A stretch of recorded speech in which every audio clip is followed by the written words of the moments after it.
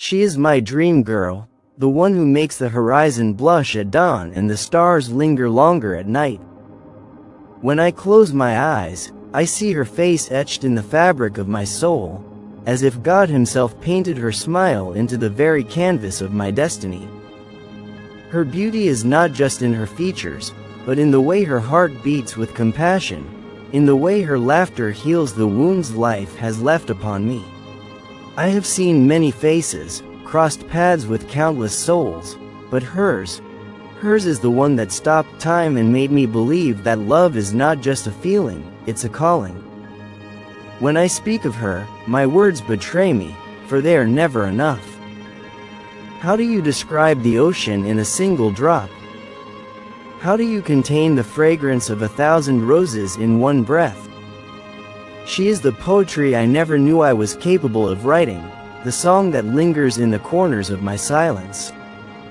Every detail of her being feels like a secret between me and God, as if she was crafted with a purpose, to walk into my life and remind me that dreams are not just meant to be dreamt, but to be lived. She is my dream girl not because she is perfect, but because she is real. Her imperfections are the brushstrokes that make her masterpiece complete. In her flaws, I find beauty. In her honesty, I find peace. She doesn't pretend to be the sun, yet she lights up every room she enters. She doesn't demand attention, yet my eyes can't help but search for her even in the crowd. I have learned that love is not about finding someone flawless, it's about finding someone whose soul speaks your language. Every time I see her, it feels like the first sunrise after a long winter. My heart whispers her name as if it has been doing so for centuries. When she smiles, I forget the weight of my crown, the burden of my duties, the noise of the world. In her presence, I am not Sheikh Hamdan the prince, the leader, the public figure. I am simply a man in love, stripped of titles and surrounded by the purity of her gaze. What people don't understand is that she is not a passing chapter in my life, she is the entire story. My poetry finds its rhythm in her heartbeat, my dreams find their home in her embrace. I have met her in my prayers long before I met her in person. Every whispered, "Amin," carried her name without me realizing it. Perhaps that is why she feels so familiar, so inevitable, like a promise God made to my soul long ago. The world may see her as just another woman, but to me, she is the dream I built my life around. She is the answer to questions I didn't know I was asking. She is the calm in my chaos, the anchor in my storm. Her presence teaches me patience, her absence teaches me longing. Both are lessons I carry like treasures. There are moments when I just watch her from a distance, afraid to blink in case the vision disappears.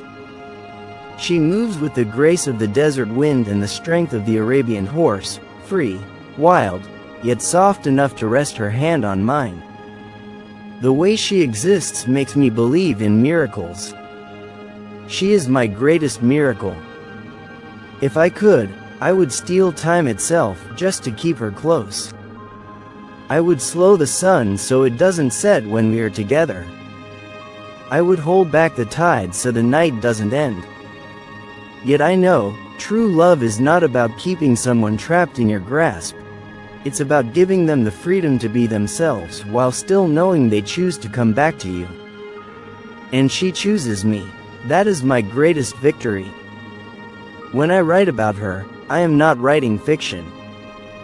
These words are soaked in truth, in memories, in moments that replay in my mind like sacred verses. The world can doubt, but my heart does not.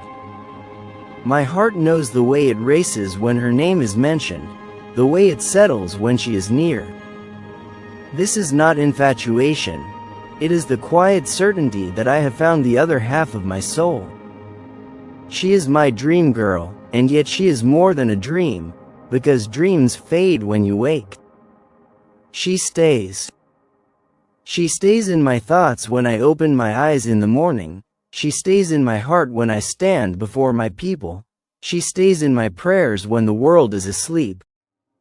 She is not an escape from reality. She is the reality I wish to escape into forever. Some people spend their whole lives searching for someone like her. I was blessed enough to find her, but I know that blessings must be protected. That is why I guard her heart like a priceless jewel, shielding it from the envy of the world. I am not afraid of battles, but I will fight the fiercest one if it means keeping her safe, keeping her mine. The truth is, she is not mine because I claimed her. She is mine because fate wrote it so.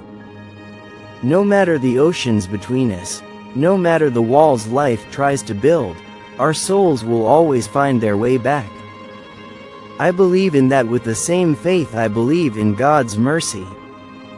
If one day my story is told, I hope they remember this. The prince who had the world at his feet, yet all he truly wanted was her hand in his. That is my dream, my truth, my love. And if loving her is a dream, may I never wake from it. Because she is my dream girl, and she always will be. I remember the first time I saw her as if it happened a heartbeat ago. The world was loud around me, flashing lights, polite greetings, the weight of formalities. Yet the moment she stepped into my line of sight, the noise faded to nothing. She wasn't trying to be noticed, yet the air seemed to move differently around her. My eyes found her instinctively, and in that instant, I knew something inside me had shifted forever. I didn't yet know her name, but my soul whispered, "There she is." We didn't speak at first. I was surrounded by people, and she was quietly standing in her own world. But every few seconds, my gaze would return to her, as if pulled by an invisible force. There was no grand gesture, no cinematic moment, just a silent recognition, a knowing that this was the woman my heart had been waiting for. And though I am not a man who easily loses his composure, I found myself searching for her in the crowd long after she disappeared from my sight. When we finally spoke, her voice was nothing like I expected. It was softer, deeper, more real. It carried warmth and sincerity, as though every word she spoke was chosen with care. I remember being so taken aback that I forgot my carefully rehearsed charm. Instead, I just listened. I wanted to memorize the cadence of her words, the way her lips formed each syllable.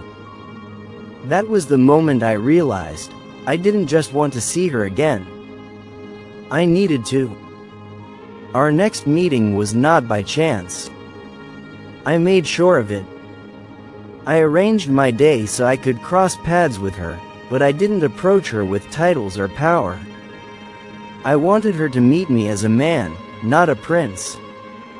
And when we spoke again, it felt as though we were picking up a conversation that had started long before we were born.